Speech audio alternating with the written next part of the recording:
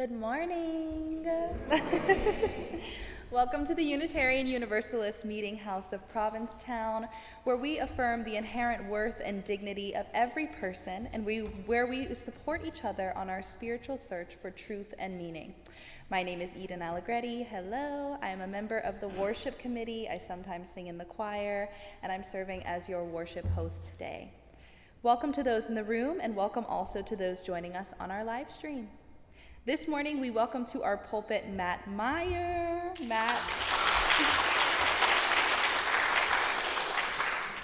Matt is a musician and worship leader who has led hundreds of services for UU congregations across the country. He has a degree in hand drumming and serves as Director of Community Life for Sanctuary Boston. Thank you so much for sharing your message with us this morning, Matt.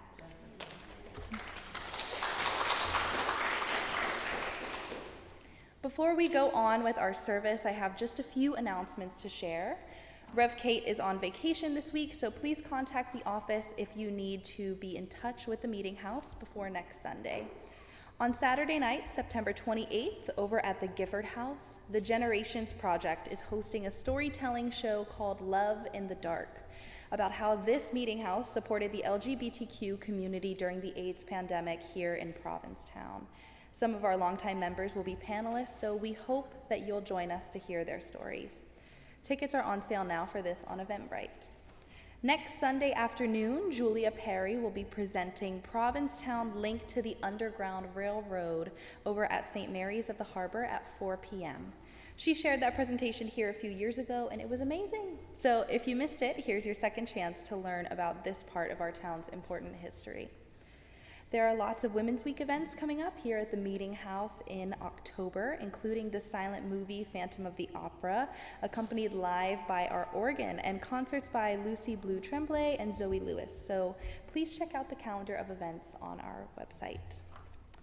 And if you are new to the Meetinghouse, or even if you've been hanging out with us for a long time but you haven't ever officially joined, we invite you to our next new member class, which will be held on Zoom on Monday, October 28th from 5 to 7 p.m.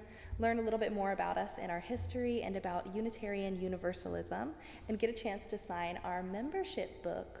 Ooh.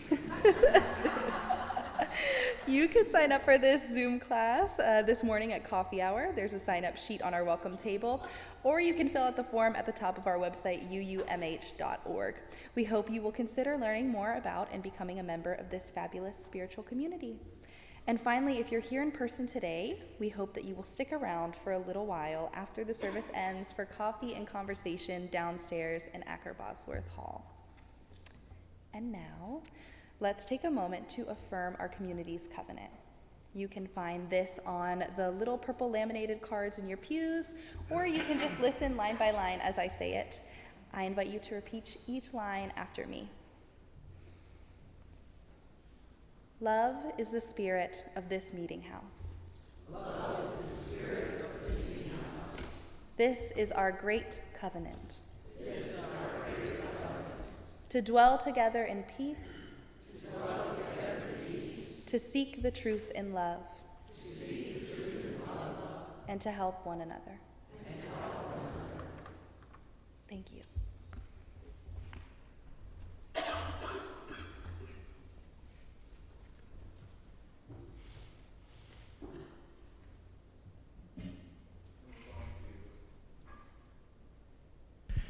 We're going to light our chalice with a song, so I'll invite the choir to help me out with this one.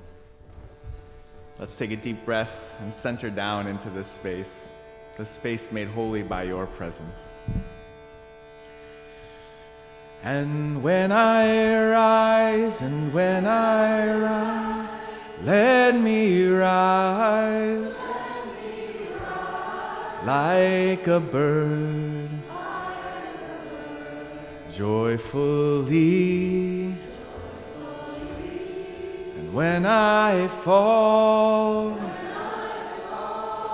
I will fall, like a leaf, gracefully. When I resist, I will resist, like the sea, relentlessly. And when I speak, let me speak like the wind, loud and free. And when I rise, let me rise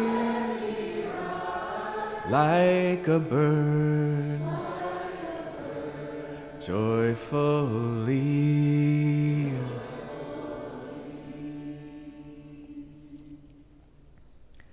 We'll continue on in song with our opening hymn, Bright Morning Star. This is in your hymnal, but we're going to sing it with different words and also a different melody. It's the same song, though, I assure you.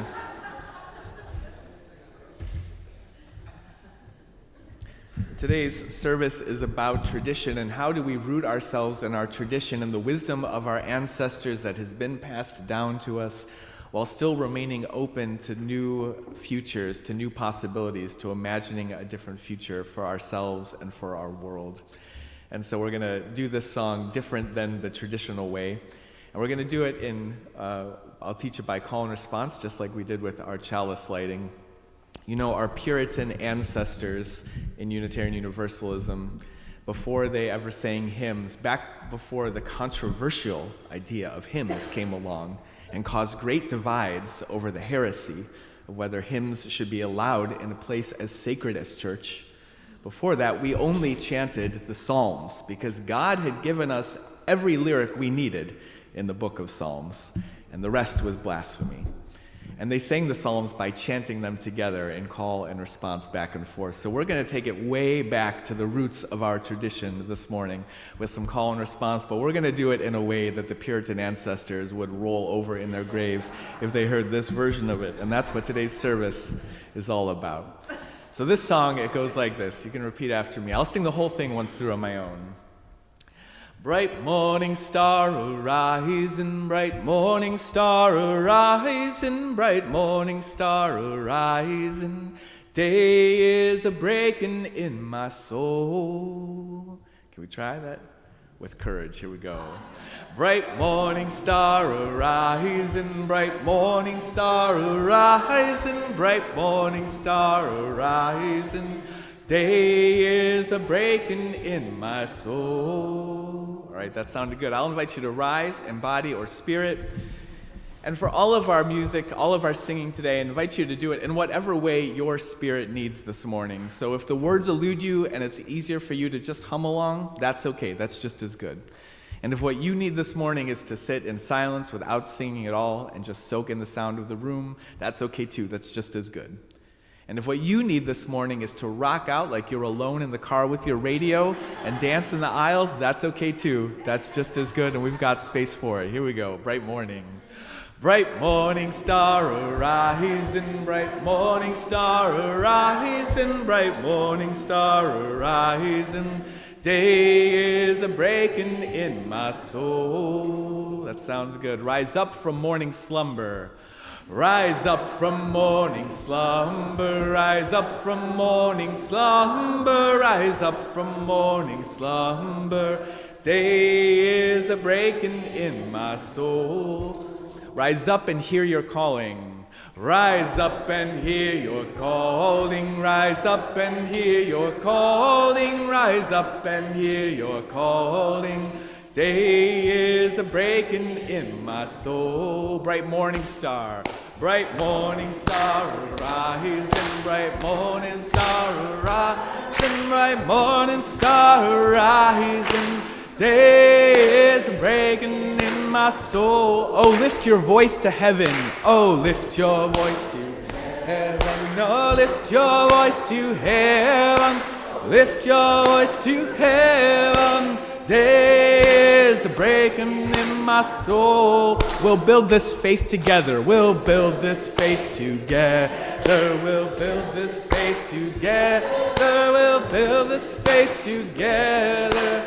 Day breaking in my soul. Bright morning star, here we go. Bright morning star, bright morning star rising, bright morning star rising.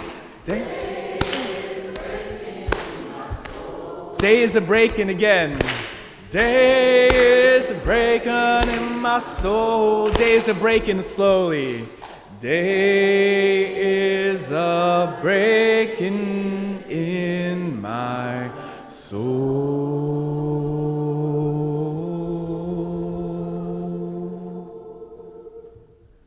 Let's take a deep breath. You may be seated as you exhale and set the song down gently. I invite you to continue in the rhythm of breathing deep. Breathe in and feel the air in your lungs. The vibrations in this air connects us to each other. Breathe deep and be present in this place where for now at least there is nowhere else you need to be. Breathe deep and be present in this moment where for now at least there is nothing else that needs to be done, but just to be here together.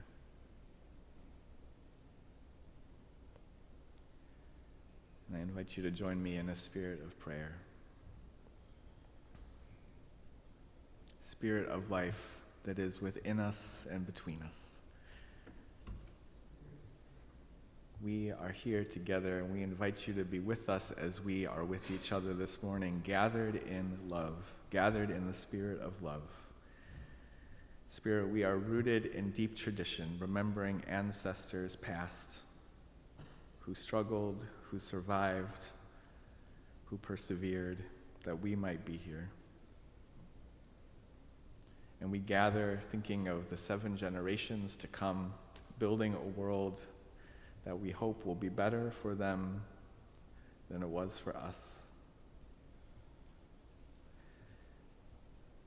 Spirit, you who brought wisdom to our ancestors, bring us wisdom today, that we might build a better future. Spirit of justice, who inspired our ancestors to work for a better world, inspire us to make a better world for our children. Spirit of creativity, Spirit of life that is always finding a new way forward, gather us up together in your love, that we might work together for a world to come, a world of justice and equity and compassion. And Spirit of peace, may we find peace within, may we find peace among. Love be with us as we are with each other this morning. Amen.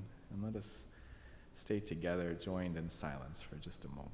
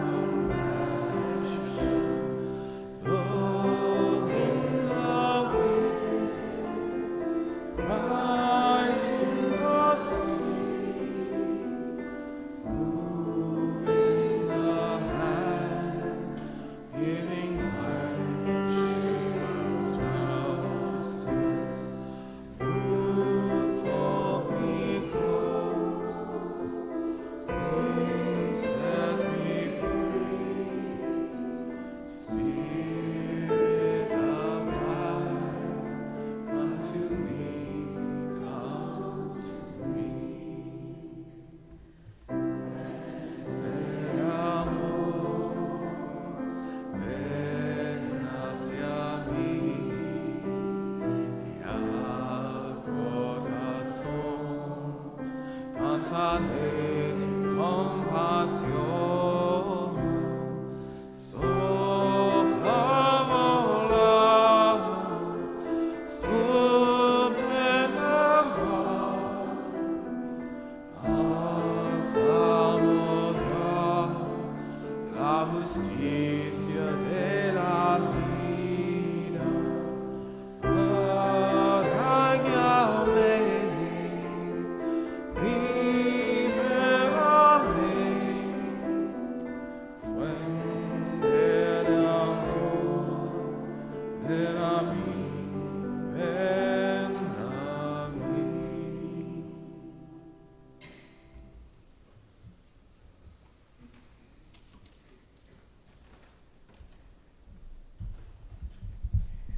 Our reading today comes from three theologians reflecting on the meaning of religious traditions that root us in our history but remain open to transformation. The first from Ada Maria Isasi Diaz in her book Mujerista Theology. The role of tradition is to make present the wisdom of generations past, which we are then called to evaluate and apply to the present, in view of our need for survival, our need for liberation. And these words from Howard Thurman, who says, religious experience is dynamic, it's fluid, it's effervescent, it's yeasty. The religious experience goes on experiencing. So whatever creed there is, whatever theology, it's always a little out of date. And lastly, from Unitarian Universalist theologian James Luther Adams, a living tradition is not bequeathed through some law of inheritance.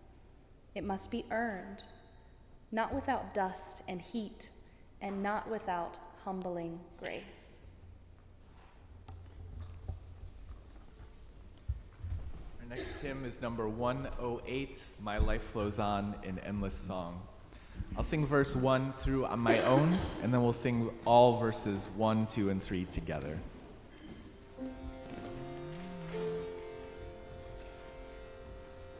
My life flows on in endless song, above earth's lamentation.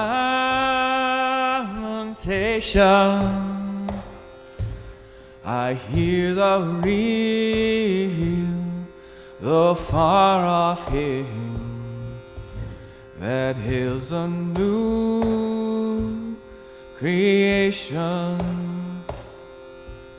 Through all the tumult and the strife, I hear the music ringing. It sounds an echo in my soul. How can I keep from singing? I invite you to rise in body or spirit. And life goes on in endless song, above earth's lamentation. I hear the real, the far-off hymn that hails a new creation. Through all the tumult and the strife, I hear the music ringing.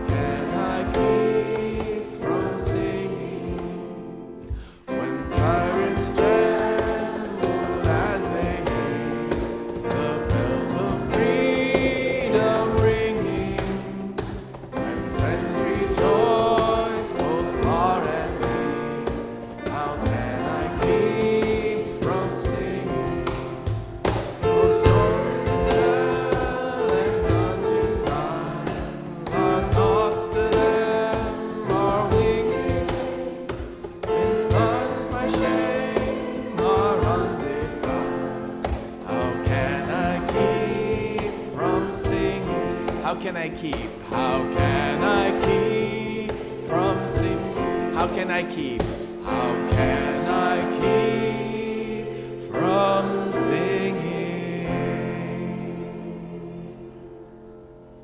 You may be seated.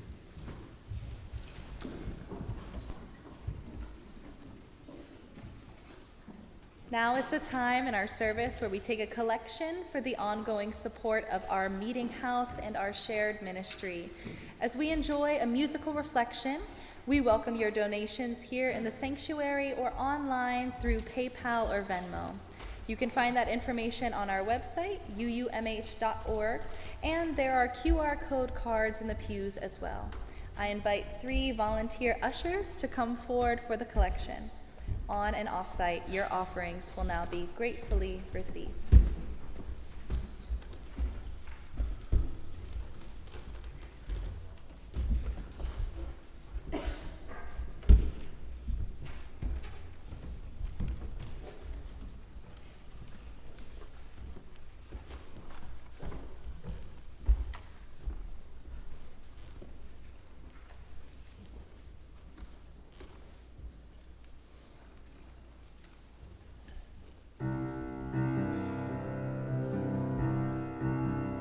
We are going, heaven knows where we are going, but we know we live, and we will get there.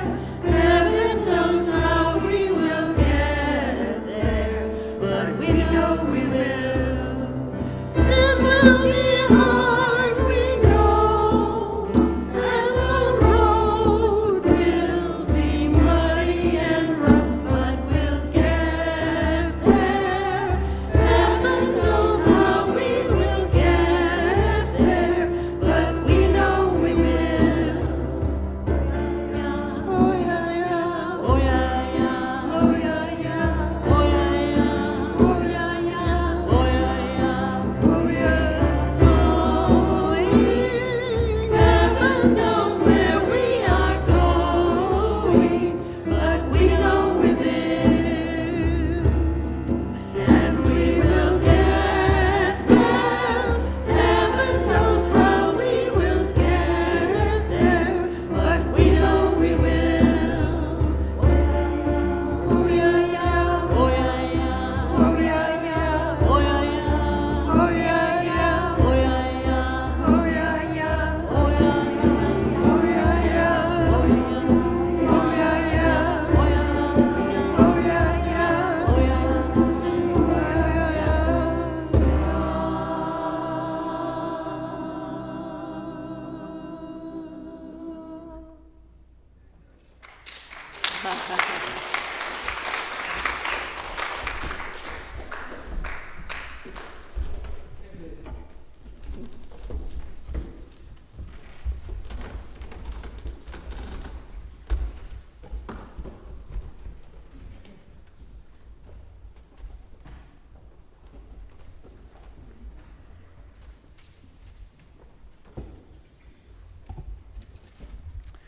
Choir, what a joy to sing with you this morning. Thank you. I grew up just outside of Chicago, but I moved to Boston in the year 2000 to go to music school. And ever since the day that I arrived in New England, my Midwestern prairie heart has been absolutely enamored with the ocean. How lucky you P-Town people are. Knowing of my fascination with the sea, my mom gave me a very special present for my 40th birthday a couple years ago. She bought me a ticket for a 4-day excursion out on the actual ocean, on an actual tall ship. This boat, the oldest schooner still on the water, is a gaff-rigged, topsail, double-masted schooner. I don't know what any of that means, but I'm sure it's just a way of saying it's very old. Although I kind of assume that everyone in a seafaring town like P-Town knows what it means. You can explain it to me at coffee hour. So it came to pass that I got to spend 4 days on this beautiful, huge old boat, built in 1871. And one morning, I was sitting in the crowded little kitchen below deck, and I saw this huge beam across the center of the ship.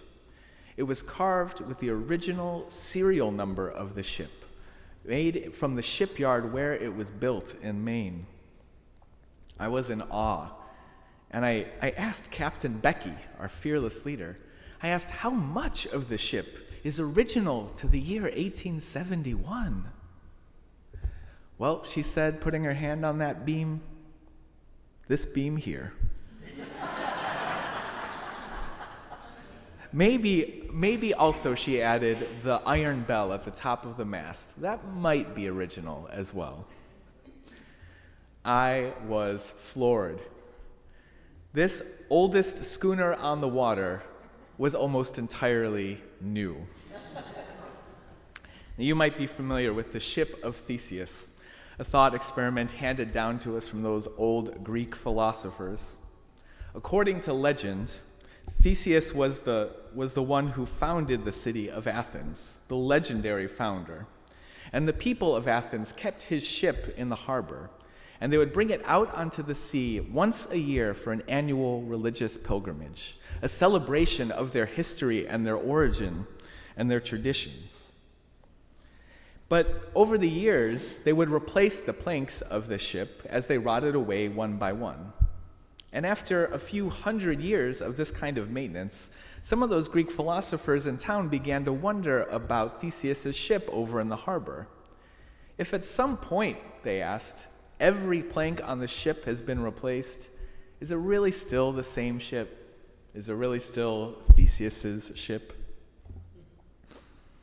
Now, I became fascinated with this question, but if you aren't embarking on an old-timey sailboat anytime soon, it might feel irrelevant to you. This same question, though, shows up in our spiritual lives every day, friends. In my own spiritual community of Sanctuary Boston, we begin every worship with words of welcome that include saying whether you've been hurt by religion or saved by it, or some of both, we welcome you. And I suspect that for many of us here this morning, our experience of religion has been some of both. And religious traditions are a lot like old ships. They're passed down through the generations, and they are constantly in need of maintenance and renovations. Now, religious conservatives will deny that renovations are ever necessary, but we religious progressives understand that religion is always being updated for the times, and that's what keeps them seaworthy. It's what keeps them useful. When some folks say they want to be spiritual but not religious, it might be because there was a dangerous amount of rot in the tradition they were born into. That's real. And there are 1,000 good reasons to want a clean break from institutional religion. I can understand not wanting to renovate a leaky old boat, particularly because the work of replacing those planks has to be done once you are already out at sea on life's voyage. A terrifying proposition. But friends, the ocean isn't necessarily safer alone in a rowboat. The role of tradition is to make present the wisdom of generations past, as we heard in our reading, and then our role, our responsibility, is to apply that tradition to the moment we're in, to meet the moment of our times, for nothing less than our survival and for our collective liberation. I'll say this, I'm glad that I didn't try and spend 4 days on the ocean in a 150-year-old boat that hadn't had any parts replaced in that time, because there aren't any around that are still afloat.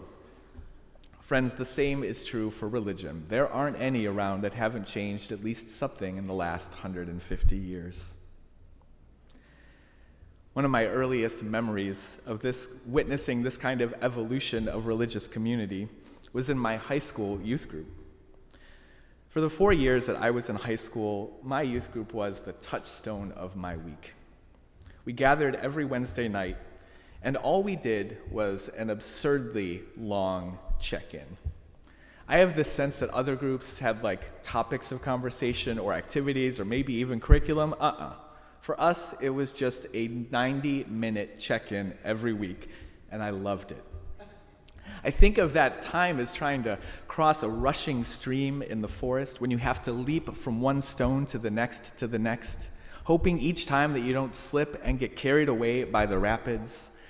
For me, that youth group, for me, that check-in, that was the solid ground when I would land on my feet before I leapt into the air for the week ahead. That space to listen deeply, it was liberating. It was soul-saving. But then, after I graduated high school, moved to Boston for my first year of college, I came home for summer break and I visited that youth group one Wednesday evening, and you're not going to believe this, but there were all of these new people there. And these new people, these young people, who I didn't even know, they talked about the shallowest nonsense all night long. I spent the whole evening mourning the loss of what had once been such a valuable community, thinking about how as soon as my generation had left, the whole thing had fallen into disrepair. And then at the end of the meeting, after 90 minutes of unspiritual, unmeaningful, and boring conversation, I might add, this one kid in the group says to everyone, he says, "You know, this is the only place where I can really be myself. And if it wasn't for this place, if it wasn't for you all, I don't know what I would do." And at the time, can I be honest, just between us? At the time I thought, kid, you don't even know what real spiritual is. But over the years, I've had some time and some distance to soften. And as I've thought about it, I wonder now if maybe spiritual depth isn't always something you can see from the outside. And you know, maybe the youth group had fallen into disrepair. Maybe it was only a fragment of its former self. But maybe just a fragment of unconditional love is still enough to transform somebody's whole world. Or maybe traditions evolve and culture changes, and growing up requires some openness to change and to considering that what worked for you isn't what will work for the next generation. I know that some people debate endlessly the original meaning of a text talking about the context or the translation of Scripture, but they tell us that it has always stayed the same. Some people will tell you that a tradition is a thing that is always constant, or that a religious community shouldn't change. Friends, it's all baloney. They're all just Theseus's old ship. I had that feeling again recently, that returning to visit the youth group even after you've aged out feeling. For as long as I can remember, my own Unitarian Universalist tradition has been most clearly defined by our 7 principles. And I say as long as I can remember because to my horror, I learned just somewhat recently that I am 3 years older than the 7 principles of Unitarian Universalism. Holy crap. These principles have been enshrined in Article 2, the purposes of our UU Association's bylaws, for 38 years. But just this past June, our congregations assembled together, and after 3 years of conversation, we voted to change them, to replace them with a different articulation of our values. And I'll be honest, when I heard that this was coming up, I was not a fan of the news. These new people, these young people, had some changes in mind. And it's not that I'm opposed to change. I have my own list of things I wish were different about my larger faith community. In fact, most of my adult life has been pushing and pulling at this old tradition of ours, trying to renovate this musty old ship. So I was embarrassed this time to hear a voice I was familiar with, but coming from my own heart this time, saying, well, sure, I want change, but not this change. Eventually, though, I took a deep breath, and I clicked the link to read the new values of the UU Association. And you know, they weren't all that different from the 7 principles.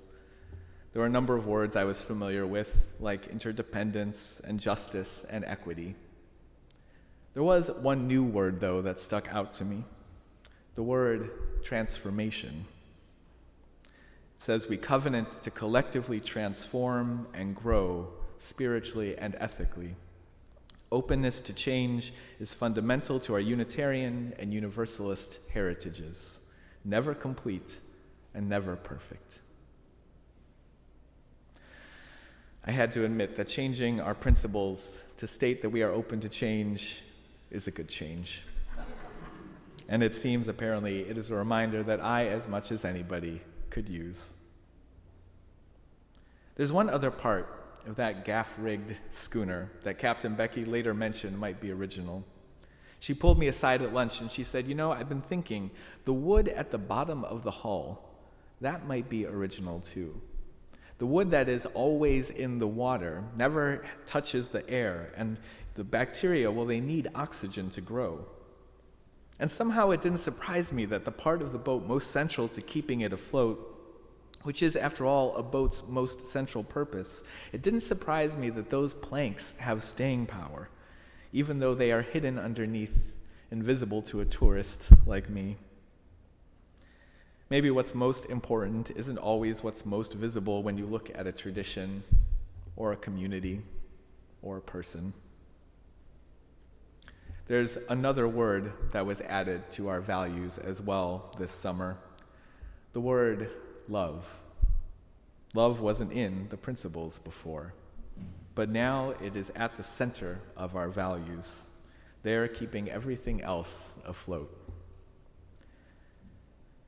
I used to be captivated by this question of Theseus's ship, but now when I think of that old boat in Athens harbor, I think maybe it doesn't matter much if we call it Theseus's or not. What matters is that it's able to make the annual pilgrimage. What matters is that it is seaworthy. What matters is that it can carry its people forward, rooted in their tradition, but anew each year into the future. What matters is that each new generation is able to take what was handed down to them and make use of it for their own survival and collective liberation. The important thing about a sacred text isn't winning an argument over what it was supposed to mean 1,000 years ago. The important thing is whether it makes you a more loving person this year. The important thing about a tradition isn't whether we do it the same way we did it a year ago. It's whether the sameness or the differentness offers us some grounding and connection in a time when we might be feeling anxious or alone. So friends, if you have been hurt by the religion that raised you, know that it is okay to leave and make a clean break. And know also that it's okay to replace all of the rotten parts, even if that means a sturdy beam at the center and maybe some old planks below are all that's left of the original. And if you have been saved by a religion that offered you at least a fragment of unconditional love when you needed it the most, go ahead and hand that fragment down to the next person in whatever form they need it. Dear ones, may we claim the wisdom of the generations past, even as we imagine new futures together. May we earn this living tradition of ours with dust and heat. May we make the ship anew as we sail it together. And may we journey together toward love and liberation. May it be so, and may we make it so. Amen.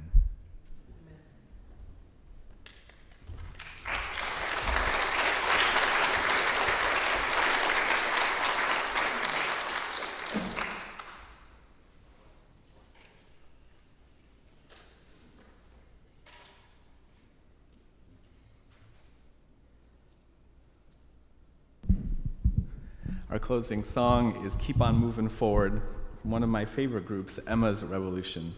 It goes like this.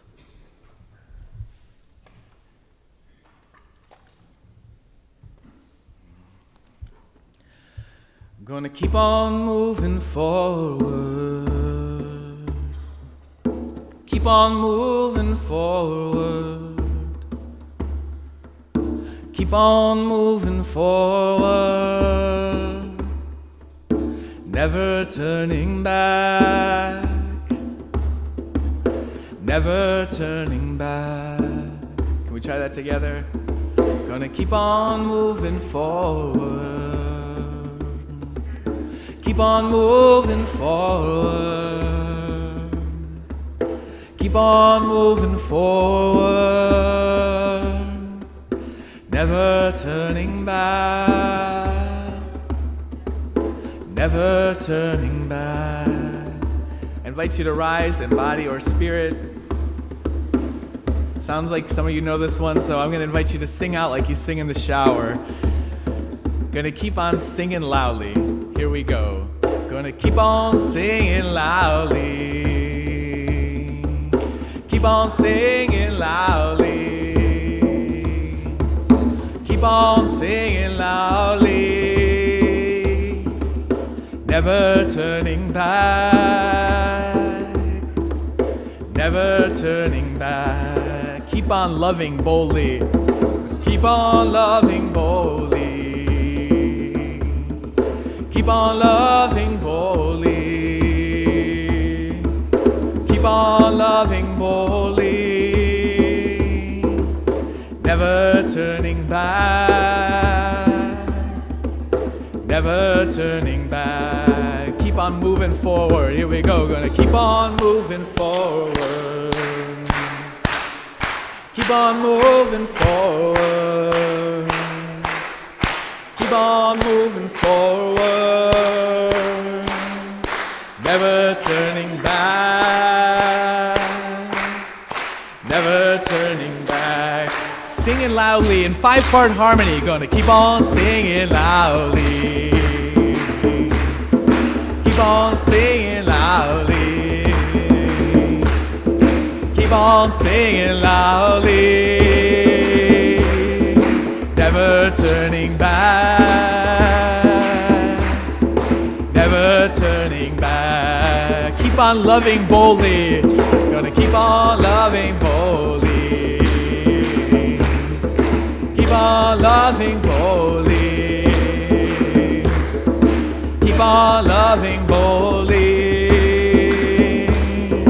Never turning back, never turning back. Keep on moving forward. Last time, gonna keep on moving forward. Keep on moving forward. Keep on moving forward. Never turning back. Never turning back, never turning back, never turning back, never turning back. You sound good.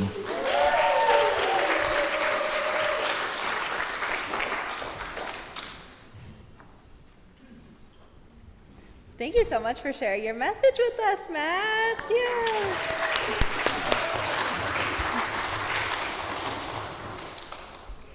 It has become our practice to pose a question based on the theme of the service each week. It can be a topic of sharing at coffee hour today or with friends during the week. If you'd like to delve deeper into this question, we invite you to join us at our Zoom coffee hour on Tuesdays at 5 p.m. Please contact the office if you need that link. Our question this week is, how are you rooting yourself in the wisdom of your ancestors? And where are you adapting to meet the future? Again, how are you rooting yourself in the wisdom of your ancestors? And where are you adapting to meet the future? Thank you. Beloveds, may we claim this tradition of ours, claim the wisdom of our ancestors, even as we imagine new possibilities, even as we claim that tradition to meet the moment we are in for our survival and for our liberation. May we earn this living tradition of ours with dust and heat, meeting the change that is required of us and for our future children. Beloveds, go in peace, go in love, and go and be blessed as you are each a blessing to others. Amen.